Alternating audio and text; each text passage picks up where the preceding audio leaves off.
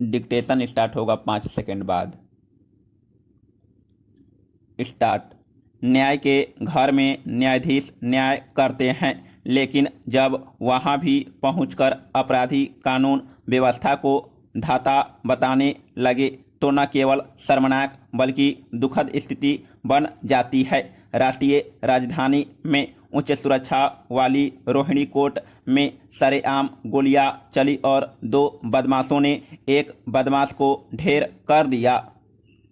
मजबूरन पुलिस को भी अदालत में ही दोनों हथियारबंद बदमाशों के खिलाफ अंतिम विकल्प का सहारा लेना पड़ा। शायद यह एक असहज सवाल होगा, लेकिन क्या पुलिस उन अपराधियों को पकड़ने की कोशिश नहीं कर सकती थी? आखिर ये अपराधी अदालत में घुसे कैसे? इनकी हिम्मत कैसे पड़ी कि वकीलों का चोला पहनकर उन्होंने वकील बिरादरी पर लोगों के विश्वास को हिलाया? क्या उच्च सुरक्षा वाले उस कोर्ट परिसर में वकीलों को प्रवेश से पहले रोकने टोकने जांचने की हिम्मत पुलिस में नहीं है? बेशक यह जो कमी है उसके लिए पुलिस के साथ साथ वकीलों की भी एक जिम्मेदारी बनती है। सोचना चाहिए कि राष्ट्रीय राजधानी की एक अदालत में यह खिलवाड़ हुआ है तो देश में बाकी अदालतों में जांच प्रवेश की कैसी व्यवस्था होगी? अदालत परिसर में भी तो कम से कम ऐसी चौकसी होनी चाहिए कि कोई अपराधी किसी अपराध के हथियार के साथ न घुस सके। क्या हमारे न्याय के घर अपराधियों के लिए दफ्तरी या वारदात की जगह में बदलते जाएंगे? पैरा। अदालत में हुई इस गैंगवार ने कानून व्यवस्था के इंतजाम को झकझोर कर रख दिया है। वकीलों और पुलिसकर्मियों ने भरे रहने वाले परिसर में न्याय का यह बर्बर मजाक नहीं तो क्या है? क्या पिछले वर्षों में राष्ट्रीय राजधानी में अपराधियों का दुस्साहस बढ़ गया है?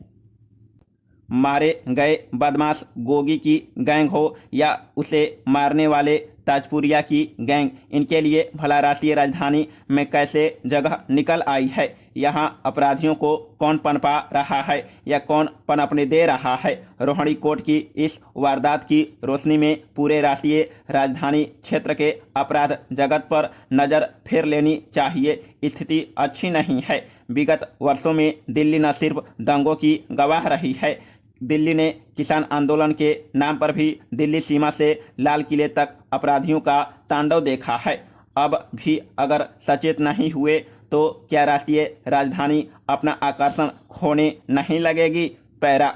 राष्ट्रीय अपराध रिकॉर्ड ब्यूरो की ताज़ा रिपोर्ट के अनुसार 2020 में लगातार दूसरे वर्ष दिल्ली में 20 लाख से अधिक आबादी वाले 19 महानगरीय शहरों में अधिकतम अपराध दर्ज हुए हैं। चेन्नई कुल 88,388 मामलों के साथ सूची में दूसरे स्थान पर रहा। दिल्ली में भारतीय दंड संहिता की विभिन्न धाराओं के तहत 150.6 प्रति 10 लाख जनसंख्या की दर से 2,45,844 मामले दर्ज हुए। हाँ, हो सकता है दिल्ली में लोग ज़्यादा जागरूक हों, पुलिस भी रिपोर्ट दर्ज करने में आगे हो, लेकिन तब भी दिल्ली को ऐसी किसी भी स्याह सूची से नीचे ही आना चाहिए। साल 2011 के अनुसार दिल्ली में 1,60,00,000 से ज़्यादा लोग थे। अब आबादी 2 करोड़ के आसपास होगी। इतने बड़े शहर की कानून व्यवस्था संभालने वाली एजेंसियों को इतना ज़्यादा मुस्तैद रहने की ज़रूरत है कि यहाँ किसी भी अपराधी को फन फैलाने का कोई मौका न मिले। पैरा।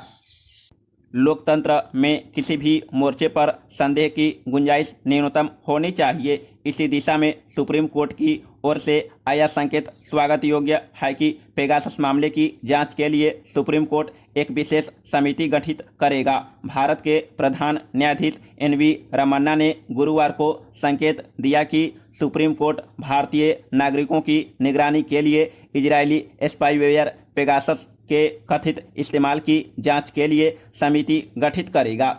अगर सब कुछ सही रहा और सरकार की ओर से इस मामले में कोई बड़ा या अलग फैसला नहीं आया तो अगले सप्ताह सुप्रीम कोर्ट आदेश जारी कर देगा। वैसे बेहतर यही होता कि केंद्र सरकार अपने ही स्तर पर मामले को आगे नहीं बढ़ने देती।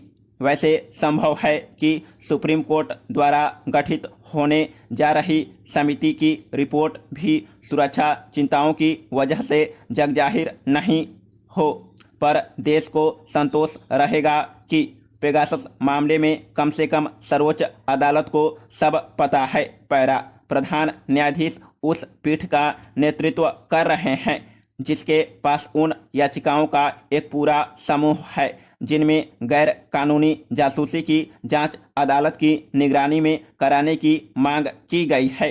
अदालत ने 13 सितंबर को ही अपना आदेश सुरक्षित रख लिया था। जहां तक केंद्र सरकार की बात है तो उसने यह सार्वजनिक करने से इनकार कर दिया था कि उसकी एजेंसियों ने इजरायल के स्पाईवेयर का इस्तेमाल किया है या नहीं। सरकार के ऐसे जवाब के बाद सुप्रीम कोर्ट के पास इसके सिवा कोई विकल्प नहीं रह गया था कि वह स्वयं जांच समिति गठित करे। अब सुप्रीम कोर्ट की इस पहल से जहां न्यायपालिका के प्रति विश्वास में बढ़ोतरी होगी, वहीं सरकारी एजेंसियों के साथ टकराव में भी वृद्धि हो सकती है। उम्मीद करनी चाहिए कि किसी तरह का संवैधानिक संकट न पैदा हो। ध्यान रहे, सरकार अगर जांच को रोकेगी तो उसे लोगों को जवाब देना पड़ेगा। बड़ा सवाल यह नहीं है कि किन लोगों की जासूसी की गई, बड़ी चिंता यह है कि क्या विदेशी सॉफ्टवेयर का मनमाना इस्तेमाल हुआ। सॉफ्टवेयर इस्तेमाल का फैसला किसने किया। कोई भी सरकार यह नहीं चाहेगी कि उस पर संदेह किया जाए। तो फिर सरकार पेगासस जासूसी मामले में दायर 16 अगस्त के अपने हलफनामे पर क्यों कायम है।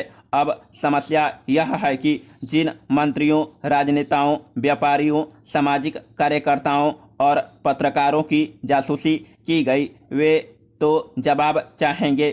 क्या इन लोगों को विश्वास में लेकर सरकार समाधान निकाल सकती है।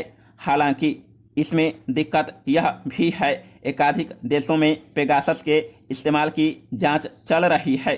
अगर इन देशों से भारत संबंधी सूचनाओं का भी खुलासा हुआ तो फिर भारतीय सरकारी एजेंसियों की परेशानी ज़्यादा बढ़ जाएगी। अतः जो सरकारी एजेंसियां जिम्मेदार हैं उन्हें अपनी छवि की रक्षा के लिए सक्रिय हो जाना चाहिए।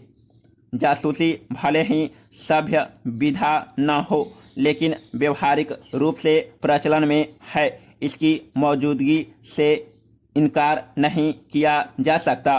फिर भी एक लोकतंत्र में जहां लोग सरकारी एजेंसियों पर विश्वास करते हैं, वहां सरकारी एजेंसियों की भी जिम्मेदारी है कि वे अपराध और अपराधियों को रोकने के सही तरीकों को ही तरजीह दे, ताकि किसी निर्दोष को धोखा या अपमान का एहसास न हो। समाप्त।